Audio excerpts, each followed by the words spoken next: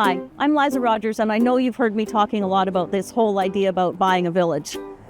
One of the things that I want to talk about is how important it is to just build community and get back together. We're really seeing how important it is nowadays to not spend all of your time solo in your silo, but to get out and have dinner with friends, have coffee with friends, get out and share some experiences.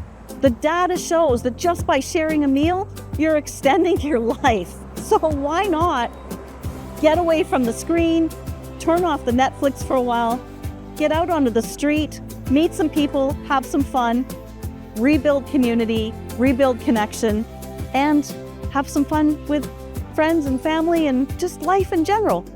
If you want to learn more about how we're doing this and why, check it out on my website, lizarogers.com.